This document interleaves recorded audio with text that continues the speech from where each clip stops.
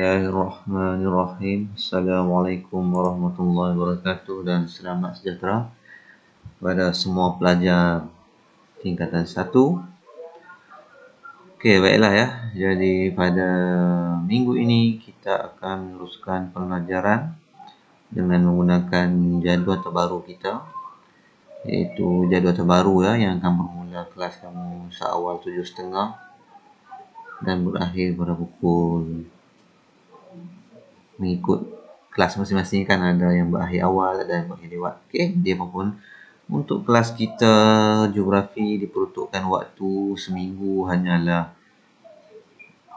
3 waktu, iaitu bersamaan dengan 120 minit saja kan. Jadi 30 minit pertama kita akan, cikgu akan menerangkan tentang pembelajaran kita, kemudian untuk seterusnya kamu akan melengkapkan latihan yang cikgu akan berikan. Okey, baiklah. Untuk tajuk pada minggu ni kita akan masuk ke bab 3 ya, iaitu berkaitan dengan peta lakar.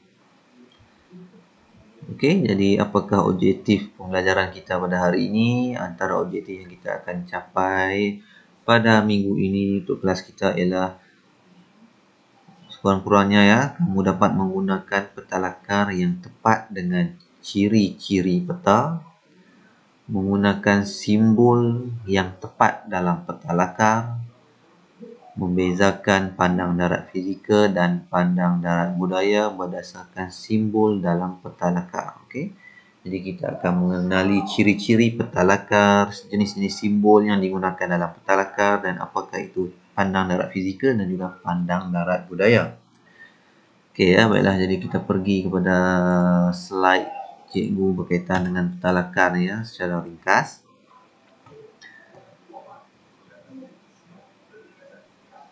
Okey ya, baiklah.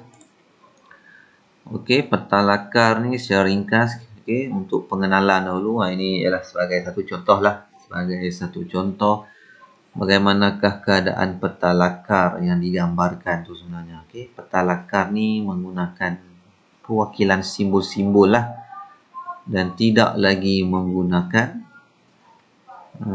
gambaran sebenar seperti gambar yang kamu tengok adalah gambar yang diambil dari pemandangan udara tu, itu ialah gambar kan. Tapi kalau peta ini dia menukarkan simbol-simbol objek-objek yang ada di permukaan bumi tu kepada sebuah peta dengan perwakilan simbol. Contohnya masjid, okay? Kalau kita tengok gambar daripada udara, kita nampaklah gambar bumbung masjid. Tapi kalau dalam peta lakar, kita akan tukarkan masjid tu kepada simbol. Contoh macam ni, okay? Nampak simbol ni, dan di sini ialah contoh petunjuknya masjid macam ni simbol. Okay? Ini dia bagi secara ringkas lah kan, contoh sebuah peta lakar yang lengkap. Okay? Sebuah peta lakar yang lengkap ni perlulah ada tajuk. Okay? Macam ni ialah peta lakar Kampung Langasat. Ada pemidangnya ini kan, bingkai dia lah, pemidangnya ialah bingkai. Kemudian perlulah ada petunjuk dan perlu ada arah mata angin, okey, yang sentiasa menunjuk ke arah utara. Okey, ini ialah utara peta lah, okey, arah mata angin. Dan satu lagi perlu juga ada simbol. Okey, setiap peta lakar mesti ada simbol-simbolnya. Tengoklah contoh ni kan, ada simbolnya. Okey, berbagai, ada simbol yang berwarna hitam, ada yang hijau, ada yang biru. Okey, mengikut keperluan. Okey, yang pertama kita pergi dulu kepada apakah definisi peta lakar ya. Peta lakar ini maksudnya ialah gambaran permukaan bumi yang dilukis dari pandangan atas. Okey. Peta ni memanglah sebuah gambaran daripada pandangan atas. Okey, bagi sebuah peta yang biasanya kan, kalau mengikut gambaran kita pada zaman moden ni dengan penggunaan Google Map contohnya. Google Map sekarang kalau kamu tengok, kamu dah boleh gunakan gambaran tu daripada permukaan bumi kan, dah boleh dah, bukan lagi daripada gambaran atas dah, bukan lagi daripada pandangan atas. Kamu boleh buat street view kan. Kalau kamu ambil pandangan street view, umpama kamu berdiri di atas peta di tempat tu, itu yang dah moden lah kan. Tapi berkaitan dengan peta yang selalu digunakan ini, macam kamu tengok Google Map daripada pandangan atas lah kan. Peta lakar sama juga konsep dia ialah gambaran bumi daripada pandangan atas. Okey. Okey, kemudian maksud peta lakar ialah sebuah peta yang mewakili kawasan lingkungan yang berskala besar. Okey. Kemudian peta lakar ini juga menggambarkan ciri-ciri pandang darat fizikal dan budaya sesuatu kawasan. Okay, nanti kita akan tengok apa maksud pandang darat fizikal dan apa pula maksud pandang darat budaya. Okay, peta lakar ni dilukis menggunakan simbol atau singkatan perkataan bagi menggantikan ciri sebenar. Okay, macam untuk menggambarkan objek-objek tu perlu menggunakan simbol. Dan simbol tu pula adalah secara singkatan, ada yang menggunakan simbol yang kita akan tengok selepas ni. Okay? Baiklah. Okay, di atas sebuah peta lakar tu akan ada simbol. Jadi apakah kepentingan penggunaan simbol ini? Okay, kita boleh tengok di dalam rajah dia yang dipaparkan ini. Simbol ni tujuannya adalah memudahkan kerja pentafsiran peta. Untuk kita mengetahui apakah objek yang nak dipaparkan di atas peta. Okay, membolehkan banyak maklumat dimasukkan dalam peta. Lebih mudah digunakan dan tidak perlu lukis gambar asal. Okay, kan? Contohnya macam kita nak wakilkan hospital. Tak perlulah kita lukis gambar bangunan hospital tu. Kita hanya gunakan simbol yang ringkas. Selalunya hospital, ya, dia akan gunakan singkatan. Kita akan tengok nanti. Okey, boleh dilukis dengan pelbagai cara. Okey. Okey, simbol. Apakah maksud simbol ini? Simbol ni adalah lambang yang mewakili ciri-ciri dalam peta lakar. Okey, 4 jenis simbol yang biasa digunakan dalam peta lakar iaitu simbol titik, simbol kawasan, simbol garisan dan singkatan perkataan. Okey, ini adalah peta yang memaparkan. Yang pertama ialah simbol kawasan. Okey, contoh yang pertama ialah simbol getah. Simbol getah ialah simbol kawasan. Okey, kawasan paya nipah, paya bakau, kelapa sawit, rumput, hutan. Okey, ke-6 yang dicontoh yang ditunjukkan ada lagi banyak simbol lain lah kan, tapi ke-6 yang ditunjukkan yang untuk ini ialah simbol kawasan. Kenapa? Okey, contohnya getah, nipah, paya bakau, kelapa sawit, rumput dan hutan ni akan melibatkan suatu kawasan yang luas. Jadi dia diletakkan di bawah simbol kawasan. Okey, seterusnya simbol titik. Simbol titik ni untuk menunjukkan objek yang berada di satu tempat yang dengan lebih tepat. Okey, contoh macam ni, simbol titik kamu nampak masjid. Okay, lambang ni macam ni, ada bulan kan, kotak persegi, kemudian ada garisan, gambar bulan. Okay, kuil, gereja, tokong, stesen, trigonometri, tanda tinggi, ini adalah contoh-contoh simbol titik. Okay, simbol garisan pula untuk menunjukkan objek seperti sungai, tali air, pantai, okay, benteng, jalan kereta api, jambatan. Okey, singkatan perkataan pula, contoh simbol yang menggunakan singkatan perkataan ialah pejabat pos. Okey, PP, BP, balai polis, teluk TK titik ialah teluk, sungai SG titik, Tanjung TG titik, okey, sekolah SEK titik. Okey, untuk penggunaan simbol ni kamu mestilah menggunakan simbol yang standard. Seringkali juga cikgu tengok pelajar ni bila dia melukis peta lakar, dia pandai-pandai pula mencipta simbol dia sendiri. Macam dia pula pembuat peta di alam semesta ni, dia menggunakan simbol dia sendiri pula. Itu adalah salah ya. Di dalam sebuah peta lakar ataupun di dalam sebuah peta yang mengikut standard lukisan dia mesti menggunakan simbol khas yang telah ditetapkan. Jangan kita pandai-pandai duk pergi reka simbol sendiri. Contohnya kita nak tulis pejabat pos. Kita tak boleh lah buat singkatan sendiri kan. Mesti ikut standard. P huruf besar, titik, P huruf besar juga. Tak boleh kita tulis P huruf kecil, titik boleh. Tak boleh. Itu jadi salah. Mesti menggunakan simbol yang standard. Okay? Supaya semua orang boleh faham bila membaca peta itu. Okey, simbol-simbol dalam peta lakar. Okey, penggunaan simbol dalam peta. Okey, kamu nampak di antara dua gambaran peta ni di kiri dan kanan. Okey, perhatikan perbezaan antara peta di sebelah kiri yang menunjukkan objek yang sebenar dengan peta di sebelah kanan yang dilukis dengan simbol. Okey, ini di sebelah kiri ini adalah sebuah peta yang tidak mewakilkan simbol. Contohnya padi, sawah padi. Okey, dia tak mewakilkan simbol dengan khusus. Padang, kamu nampak dia lukis gambar padang tu, si ada tianggul lagi, si ada garisan lagi. Kalau gambar bangunan macam ni, dia akan lukis bangunan lagi kan. Nampak bumbung, nampak cermin tingkap. Dia bagi nampak kan. Sekolah, si ada bangunan lagi 3 tingkat. Lukis bumbung semua kan. Stesen minyak, balai polis, hospital. Dia lukiskan bentuk bangunan. Okay. Hutan pun dia lukis gambar pokok tu. Nampak pokok kan. Dengan batang, dengan daunnya. Jalan, kereta api pun siap. Nampak bentuk relnya. Ini ialah kalau gambaran, kita ambil gambar daripada pandangan atas. Beginilah keadaannya kan. Tetapi sesebuah peta lakar perlulah nampak macam peta di sebelah kanan ni. Okay, kamu nampak peta di sebelah kanan ni. Sudah hilang kan contohnya. Okey, contohnya hospital ni, kamu nampak hospital, dia tukarkan di sebelah ni, ada nampak dia lukis bangunan lagi, tak ada kan? Dia telah menukarkannya menggunakan simbol singkatan. Nampak tu dia tulis HOSP titik, itu saja untuk menggambarkan terdapatnya hospital di sini bagi sebuah talakar. Okey, balai polis di sebelah ni kamu nampak ada bangunan kan? Balai, tapi di sini tak ada dah. Dia cuma B titik P titik, itulah mewakilkan balai polisnya. Okey. Sekolah nampak di sini, dia tak ada dah lukis bangunan-bangunan macam ni. Dia terus ambil SEK titik, itulah menggambarkan terdapatnya sekolah di sini bagi sebuah talakar. Macam mana kita nak tahu ciri-ciri yang digambarkan ni? Kita akan rujuk pada petunjuk lah. Di bawah setiap talakar mesti ada petunjuk. Okey, contoh ni sekolah, kita nampak di sini dia akan tulis SEK. Semua benda yang ada dalam peta ni mesti ada di bawah bahagian petunjuk. Okey. Begitulah keadaannya. Okey.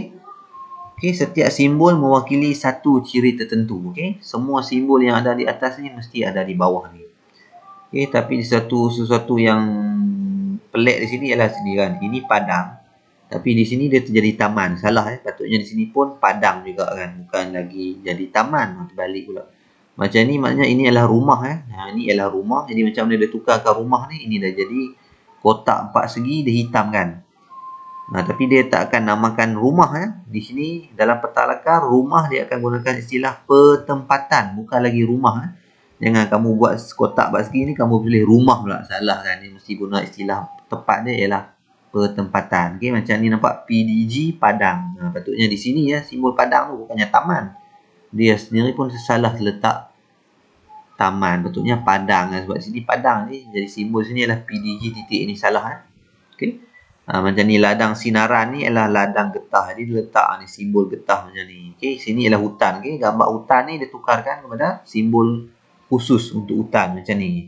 Kemudian rel kereta api kamu nampak dia hanya buat satu garisan yang panjang, kemudian garisan yang melintang macam ni saja. Itu ialah rel kereta api. Itu ialah contoh sebuah peta lakar. Okey. Okey, sebenarnya kita perlu mengenali jenis-jenis simbol yang ada dalam sebuah peta lakar. Okey, terdapat dua jenis simbol yang mewakilkan peta lakar itu, iaitu simbol pandang darat fizikal dan juga pandang darat budaya. Apakah yang dimaksudkan dengan pandang darat fizikal dan budaya ini? Pandang darat fizikal digunakan untuk mewakili ciri-ciri semula jadi Pandang darat fizikal ni maknanya benda-benda ciptaan Allah Subhanahu Wa Taala ataupun ciptaan Tuhan dikenali sebagai pandang darat fizikal. Okey. Contohnya bentuk muka bumi.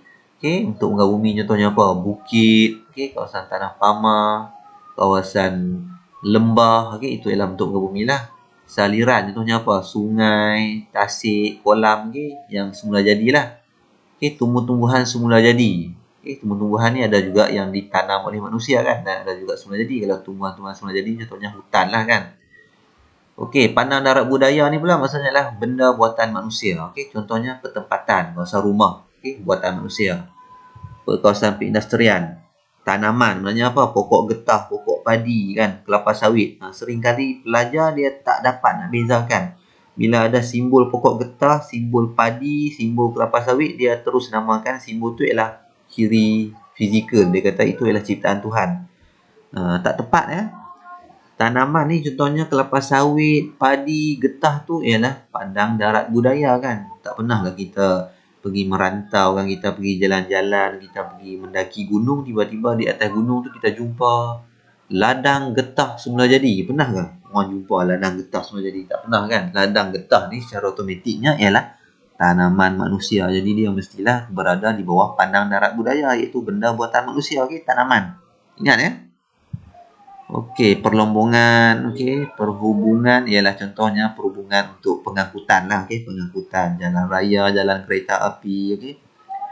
Kegiatan ekonomi contohnya apa? Kegiatan ekonomi contohnya kawasan perindustrian lah, okey.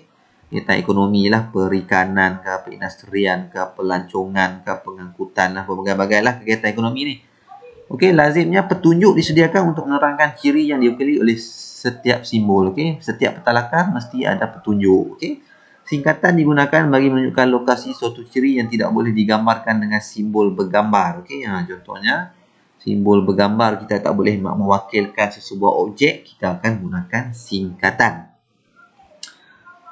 Okey, apakah contoh-contoh pandang darat fizikal dengan pandang darat budaya dalam sebuah peta? Ini contoh gambaran Okey, tumbuhan semula jadi, okey, hutan, rumput, hayar bakau, okey. Kalau bentuk muka bumi pula untuk fizikal semula jadi ialah kontur. Kontur ni maknanya ialah gambaran kawasan tanah tinggi lah. Kontur ialah kawasan tanah tinggi ya. Contohnya bukit, okey. Kalau kita tengok bukit daripada pandangan atas, dia akan nampak macam ni lah. Puncak tertingginya sampailah puncak terendah. Ini garisan-garisan ni dinamakan kontur, okey. Okey, pantai berpasir, batuan, okey, saliran pula contohnya sungai, air terjun semula jadilah jeram. Okey, jeram ni maknanya apa? Kawasan air sungai yang jadi berombak tu, itu ialah jeram ya. Tempat orang duk main rafting tu kan, apa ni? Bermain dia punya rakit lah. Okey, kalau pandang darat budaya pula dalam sebuah peta, apakah contoh-contohnya benda buatan manusia? Okey, kata ekonomi dia kata getah, okey, kuari, kelapa sawit, pertempatan, okey, masjid, jabat pos, bagi pengangkutan, jalan raya, jalan kereta api, okey.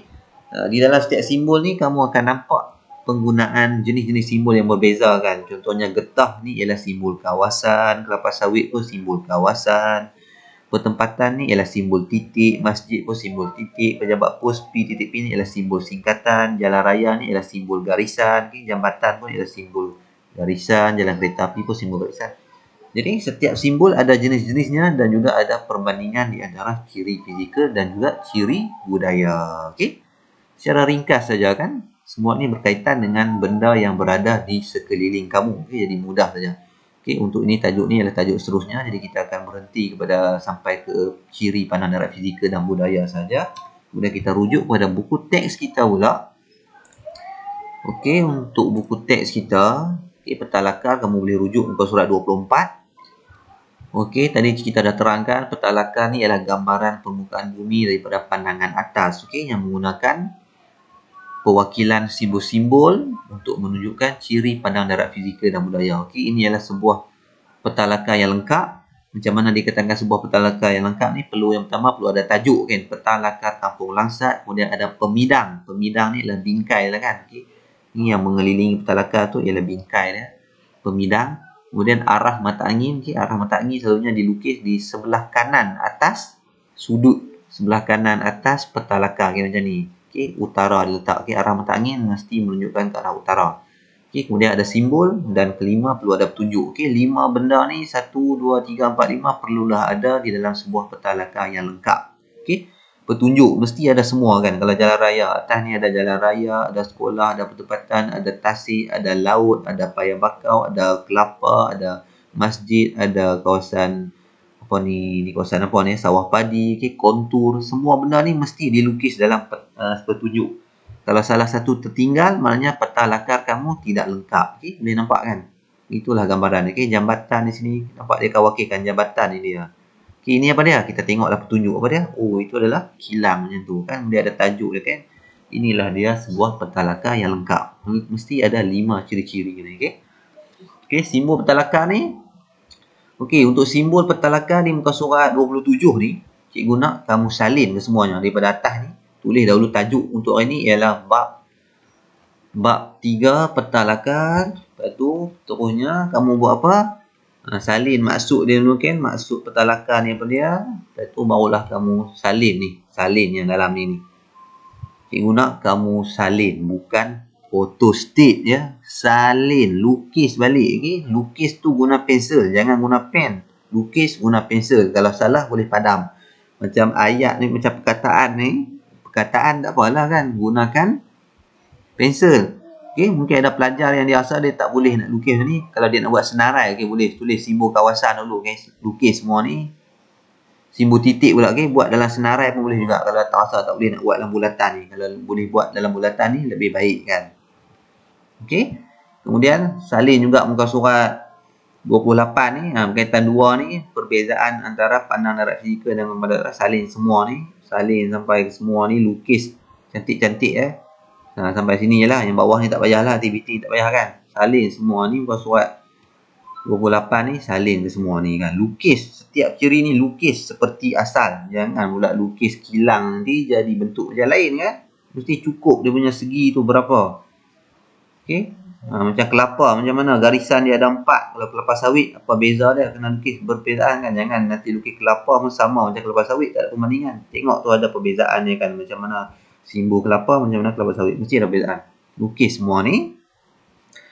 Okey, kemudian bila dah siap lukis muka surat, salin muka surat 20 daripada awal, daripada sini maksud ni, daripada muka surat 26 ni salin maksud ciri-ciri pentalakar.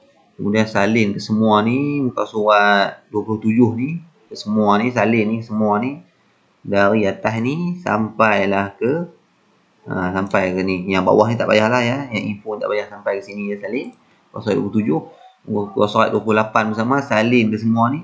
Kemudian terus kepada jawab latihan. Okey, latihan kamu pada hari ini ialah yang pertama muka surat 31. Lukis balik semua ni, lukis. Untuk soalan A ni tak payahlah, kamu salin tulis dulu tajuk cabaran prestasi. Nyatakan ciri-ciri pentalakar di bawah. Okey, nombor 1 apakah benda ni? Nombor 2 apakah? Nombor 3 apakah jawapannya? Tak perlu lukis peta ni. Okay? Tak payah lukis. Terus tulis jawapan. Nombor 1, 2, 3, 4, 5. Bagikan jawapan dia. Apakah jawapan-jawapannya? Okay? Jadi tulis cabaran prestasi muka surat 31. Senang cikgu nak rujuk balik untuk semak nanti. Okay? Tulis tajuk cabaran prestasi muka surat 31. Soalan pertama A. Okay? Lukis. Yang ni tak payah lukis. Okay, maaf. Peta ni tak payah lukis. Tulis je nombor 1 apa jawapannya. Nombor 2 apa jawapan. Okay. Untuk soalan B ni mesti lukis. Ingat cikgu dah pesan dalam ni, jangan dalam grup WhatsApp nak tanya ulang kali. B mesti lukis. Okey, nyatakan masuk-masuk simbol yang berikut. Lukis. Nombor 1 lukis, bagi jawapan. Nombor 2 apa? Lukis, bagi jawapan. Okey, kalau ada pensel berwarna lebih baik gunakan sama macam ni pensel warna. Rujuk buku teks kamu muka surat 31. Untuk muka surat 32, soalan C pun jawab juga. Soalan C jawab juga, tetapi peta ni tak payah lukis. Terus kamu salin soalan ni, kemudian terus lukis jadual ni dan senaraikanlah. Apakah ciri pandang darat fizikal, apakah ciri pandang darat budaya berdasarkan peta ni, berdasarkan petunjuk ni. Kan tadi kita dah belajar kan, ciri pandang darat fizikal ialah semula jadi ciptaan Allah. Ciri pandang darat budaya pula ialah buatan manusia. Senaraikan 5. Okey. Boleh faham? Itu saja untuk latihan kamu dengan nota dan latihan kamu untuk hari ini. Jadi siap dan lengkap kan? Bila sudah lengkap macam biasa, PM kan jawapan kamu, nota dan latihan yang telah siap tu PM kepada cikgu. Dan bila kelas ni dalam pengakhiran kelas belum berakhir, cikgu akan bagikan link untuk isi kehadiran. Sila isi kehadiran kamu kan. Ramai pelajar yang tidak hadir. Okey, untuk makluman kamu mulai hari ini, pelajar yang masuk ke kelas cikgu akan masukkan markah merit untuk dia kan. Jadi kalau pelajar yang tidak hadir, terus cikgu akan bagi demerit, dan demerit itu akan memberikan kesan yang tidak baik kepada kamu kan. Okey, rekod disiplin kamu akan terjejas. Jadi jangan ingat kamu tak hadir ke sekolah, kamu boleh terlepas daripada tindakan disiplin. Jadi sila ambil maklum. Baiklah. Jadi bolehlah kamu memulakan tugasan kamu sekarang dan lengkapkanlah nota dan latihan itu. Okey.